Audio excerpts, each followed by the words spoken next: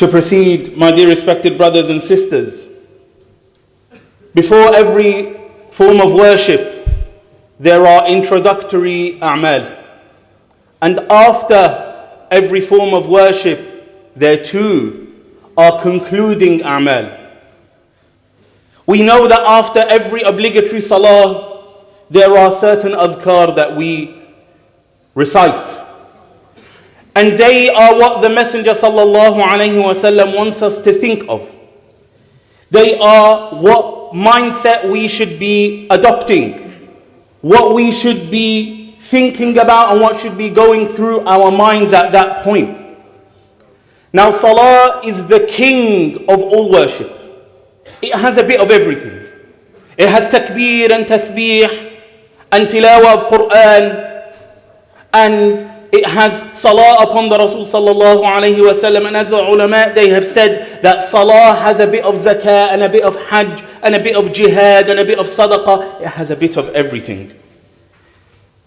Now salah is the leader and all other worship follows it. As we know in the hadith of Mu'adh radiyallahu anh, in which he said that the Messenger sallallahu alayhi wasallam told him, you are going to a people in Yemen, that is, from Ahlul Kitab.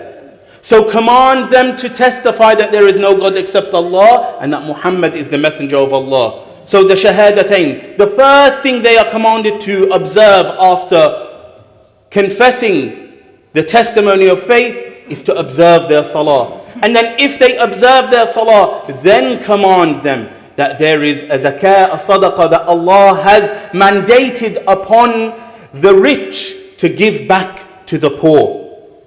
Now everything, dear respected brothers and sisters, has a fruit.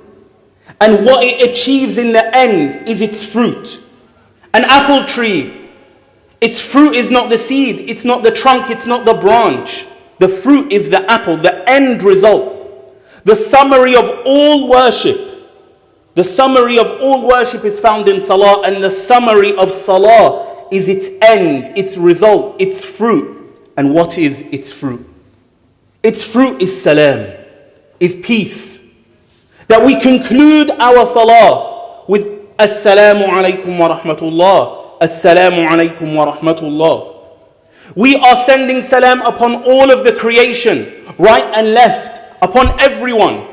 The seed is planted, watered, and the plant is cultivated for the fruit of the labor to appear. The conclusion of the salah should be salam. But the conclusion of salah is not the labor put in.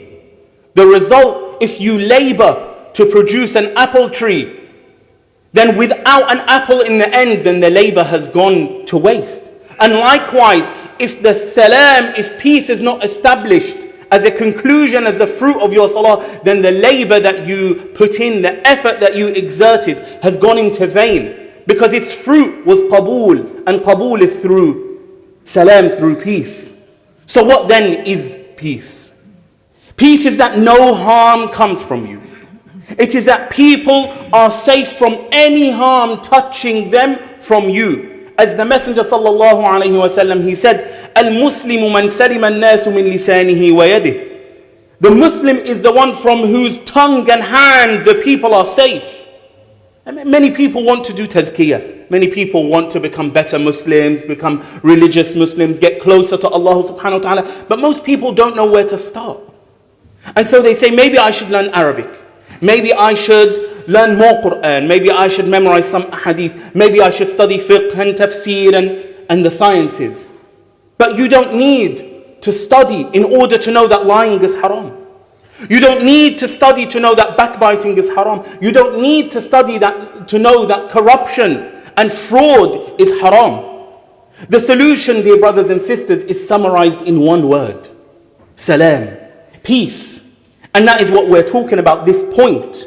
The Rasul sallallahu alayhi wa sallam, he referred Abu Dharr radiyallahu anh to two qualities which are traits which bring people the most amount of peace, the highest level a'mal, after the obligatory deeds, after obligatory salah and obligatory fast and all of the obligations. Where he said to him, shall I not inform you, أَلَا أَدُلُّكَ عَلَى خَصْلَتَيْنِ هُمَا أَخَفُّ عَلَى الظَّهْرِ وَأَثْقَلُ فِي الْمِيزَانِ مِنْ غَيْرِهِمَا. Shall I not guide you and inform you of two qualities which are light on the back, meaning they're easy to do, everyone can do them.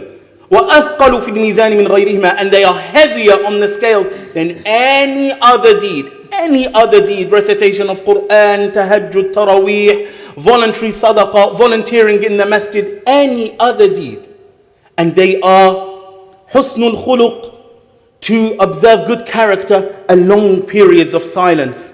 فَوَالَّذِي نَفْسُ مُحَمَّدٍ بِيَدِهِ مَا عَمِلَ الْخَلَائِقُ بِمِثْلِهِمَا. By the one in whose hands is Muhammad's spirit, the creation cannot match these two. And so long periods of silence is that when your anger, when your ego is stirring you, that you remain silent. If a person can't perform many voluntary deeds, many nafl acts of worship, still wants to go to Jannah, still is afraid of Allah subhanahu wa ta'ala's wrath and the hereafter, then just hold on to your tongue. No one needs to be a high level scholar in order to accomplish this. Only speak when there is benefit, because 90% of the problems that occur between people are due to what their tongues have produced, what their tongues have uttered and spoken. Whether it be between spouses or work colleagues or acquaintances, on social media or in real life. It is because of what the tongues produce. And husnul khuluq, good character, is to have good behavior and a good attitude, to bring peace to people, to bring happiness to people, to bring tranquility to people. These are the actual fruits of salah, that you wish good for the creation.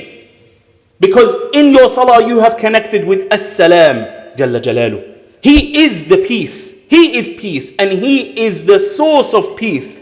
And so the one who has connected with Him should at least have benefited, must have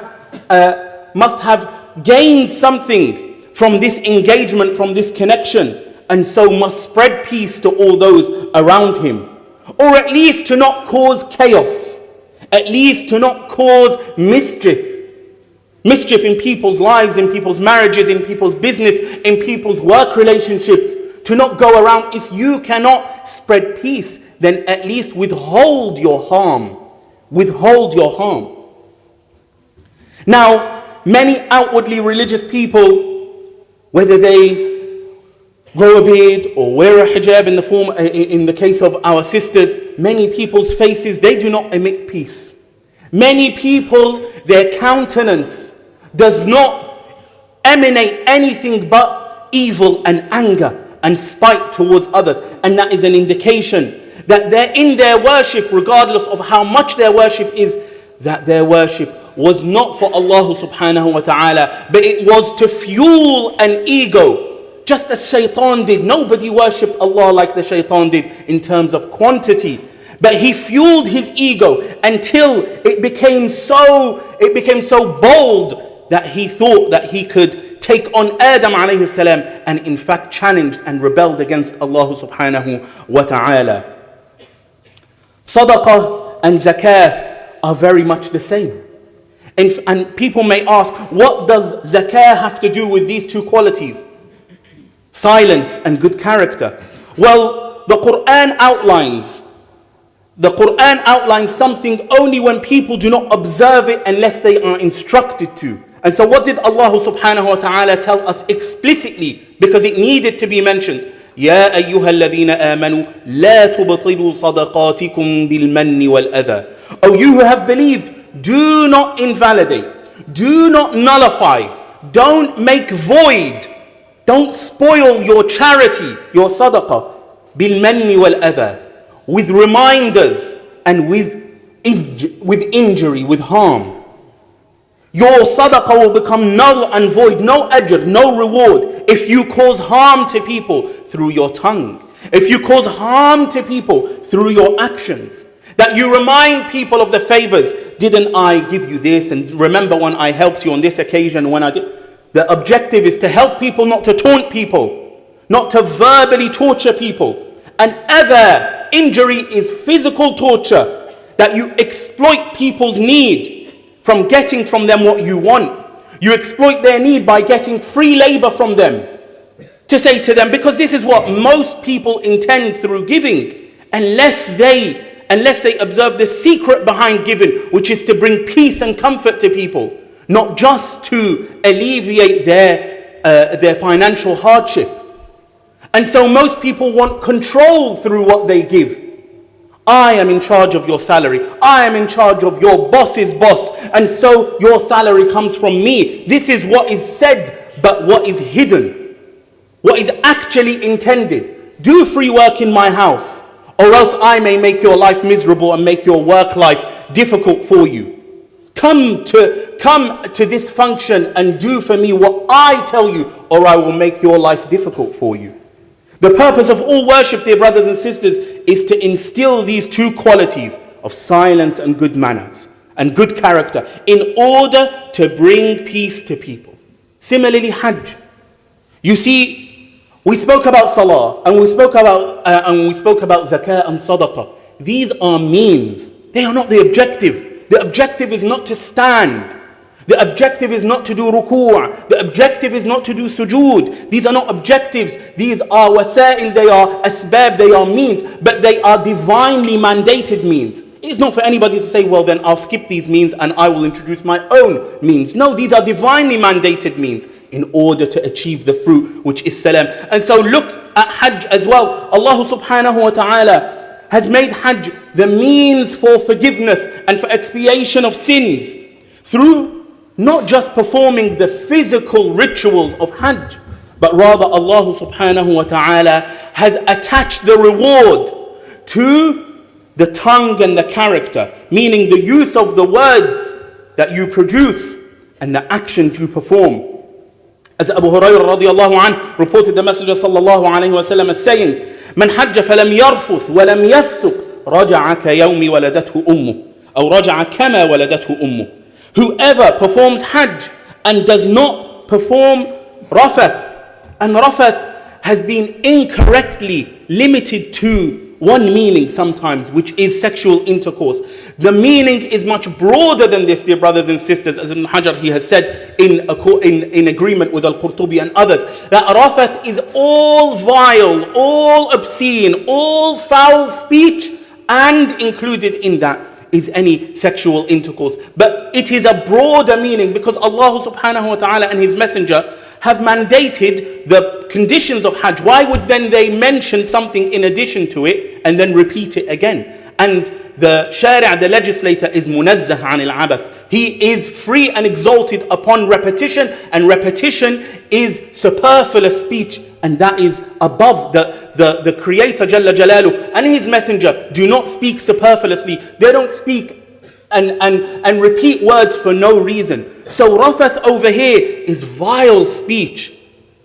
وَلَمْ يَفْسُقْ, and does not perform fisq. And fisq is al-khuruj an al-ta'a. It is to rebel. It is to depart from obedience, as Allah subhanahu wa ta'ala described Shaitan, فَفَسَقَ عَنْ أَمْرِ رَبِّهِ. He departed from the obedience of his Lord when he didn't prostrate to Adam. So whoever performs Hajj and does not basically argue, he doesn't speak and say any foul words, and does not rebel and does not depart out of the obedience of Allah, meaning his actions are also peaceful actions, then he returns like the day his mother gave birth to him. This too is the fruit of Hajj, peace for everyone. And so a person can check, just as you check if you're losing weight, you get on the scales. Just as you want to check if your fortune is increasing, you check your bank balance. There is a criteria also to knowing whether your deeds are accepted or not. Check these two qualities. Am I observing long periods of silence? Am I acting with a good character? Am I bringing people peace? And this too, salam, peace, is the fruit of fasting. The Messenger sallallahu alayhi wa sallam, he said in hadith we have repeated and we will continue to repeat, مَنْ لَمْ يَدَعْ قَوْلَ الزُّورِ وَالْعَمَلَ بِهِ فَلَيْسَ لِلَّهِ حَاجَةٌ فِي أَنْ يَدَعَ طَعَامَهُ وَشَرَابَهُ. Whoever does not abandon lies and false conduct, Allah is in no need that he abstain from his food and drink. Again, things that you should be doing in order to check whether your fast is an accepted fast. Are you bringing people peace? Are you abusing people with your tongue? Are you abusing people with your actions or not? The emphasis has always been on the tongue and the organs of the body, the eyes and the ears and the hands and the stomach and the feet and the genitals. The emphasis has always been on these, and the emphasis has never been on just go hungry and thirsty. These are the means, dear respected brothers and sisters, to the fruit. And the Rasul sallallahu alayhi wa sallam, he said, he continued to say, fasting is a protection, as-sawmu junnah. So when you are fasting, do not speak obscenely or behave foolishly. Again, the instructions are concerning the tongue and concerning one's character. You see, how many times are we told that fasting is that you observe an intention before dawn, and that you delay your suhoor, and then you hasten your iftar. And people, all they talk about is the fiqh of siyam. Whereas the fiqh is a means, dear respected brothers and sisters, to the fruit. What is the thamara? What is the result at the end that you should be benefiting from? That you are bringing people peace.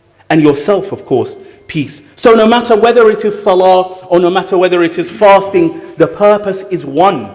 It is salam, it is peace. Conversely, dear respected brothers and sisters, what does Allah subhanahu wa ta'ala hate? He hates that a person is quarrelsome, that a person is argumentative, that a person harms others, that a person, in the hadith in which the Rasul sallallahu alayhi wa sallam said, 3 are most hated by Allah. A person who wishes to spill the blood of another without any due right, and a person who wishes to introduce the acts of jahiliyyah into Islam. That you take your daughter, you take your wife's inheritance, you take your sister's inheritance, the actions of jahiliyyah, and you introduce them into Islam, and then you mask this oppression and dhulm with a veneer of religiosity. And also, as the Rasul sallallahu alayhi wa sallam, he said, "Inna abghad al-rijali ila Allah al-alad al-khasim." The most hated person in the sight of Allah is the most quarrelsome person. Even within the month of Ramadan, we are still incapable of withholding the evil from our tongues. We still want to argue. We still want to quarrel. We still want to dispute with one another. Is it 8 rak'at or is it 20 rak'at? Am I entitled to this place? I'm going to leave my jacket over here and go to do wudu for an hour and then come back and expect my spot to be reserved for me. Arguments after arguments. What are you wearing? What are you saying? What are you doing? What did you mean by this? And argumentation and quarrel and a quarrelsome nature. These two qualities are not loved by Allah subhanahu wa ta'ala. In a nutshell, dear brothers and sisters, any worship that you perform, you must at least know what you're aiming for with that worship. Or else we all fall into the trap of having a false perception of ourselves. I'm good. I'm fine. And the problem is with everybody else. We ask Allah subhanahu wa ta'ala to grant us the ability to withhold our tongues from harming others. And we ask Allah subhanahu wa ta'ala to enable us to restrain our bodies from inflicting any harm onto people. أقول قولي هذا وأستغفر الله لي ولكم فاستغفروه إنه هو الغفور الرحيم.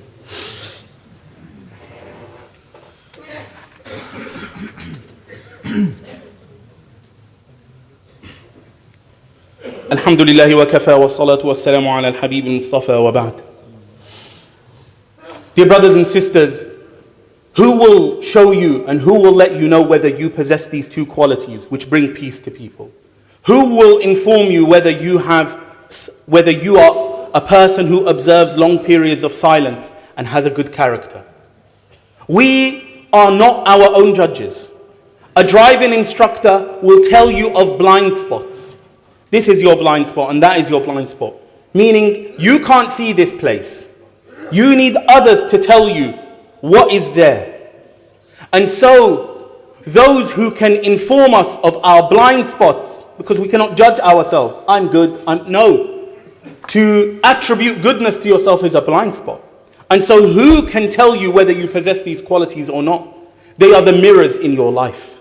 Your wife is a mirror. Your brothers and sisters are mirrors. Your family, your neighbors, your colleagues, these are all mirrors in your life. They inform you. They are all mirrors which offer a glimpse of your reality. The Rasul sallallahu alayhi wa sallam, he said, أكمل المؤمنين إيمانا أحسنهم خلقا. The most perfect and complete believers are those with the best character, the best manners, the best behavior. وخياركم لنسائهم خلقا. And the best of you are the best in behavior to their women. So your wife, dear brother, your wife is a very good judge of your character. Ask the mirror close to you. Don't ask a mirror far from you. A person who lives in another city, in another country. And of course, they only know one dimension. And so they will speak well of you. This person is good, that person is good. But they don't know your reality. Ask the mirror close to you. And when you smash the mirror because you don't like what you see, then this is the most foolish thing you could do. This is like standing in the mirror and seeing blemishes and spots on your face. And then because you don't like what you have seen, you break the mirror. Very similarly, when people highlight to us our flaws, our problems, yes, what do? We turn on them and we say, no, there's no problem with me. The problem is with you. But listen to the hadith of the Messenger sallallahu alayhi wa sallam. الْمُؤْمِنُ مِرْآةُ أَخِيهِ إِذَا رَأَى فِيهَا عَيْبًا أَصْلَحَهُ. The believer is the mirror of his brother. If he sees a fault in it, he corrects it. Yes, but of course that correction should be consensual. You see, a doctor does not see you on the street and then remedy you and treat you without your permission. We go to the doctor. And so do not offer advice if you have not been asked for it. Because that is not the correct way of giving da'wah. That is not the correct way of correcting one another. Ask the people close to you. Is my tongue peaceful? Are my actions peaceful? The person whom others witness to their goodness, this is a person who actually possesses these characters. But if you say, I'm good, then you have fallen into the same sin which Iblis performed when he said, Ana khayr, I'm good. So we ask Allah subhanahu wa ta'ala to not make us angry at the people who highlight to us our faults, but make us angry at our nafs, which has led us to this, and our own selves for obeying our nafs and the shaitan. And we ask Allah subhanahu wa ta'ala to rid us of the evils of our tongues and character, and to make us a source of peace for all those around us. هذا وصلوا وسلموا على خير الأنام فإن الله أمركم بأمر بدأ به بنفسه وثنى بملائكة قدسه ثم بكم أيها المؤمنون فقال جل من قائل إن الله وملائكته يصلون على النبي يا أيها الذين آمنوا صلوا عليه وسلموا تسليما اللهم صل على محمد وعلى آل محمد كما صليت على إبراهيم وعلى آل إبراهيم إنك حميد مجيد اللهم أعز الإسلام والمسلمين وأذل الشرك والمشركين وأعلي بفضلك كلمتي الحق والدين اللهم أرنا الحق حقا وارزقنا اتباعه وأرنا الباطل باطلا وارزقنا اجتنابه عباد الله رحمكم الله إن الله يأمر بالعدل والإحسان وإيتاء ذي القربى وينهى عن الفحشاء والمنكر والبغي يعظكم لعلكم تذكرون وأقم الصلاة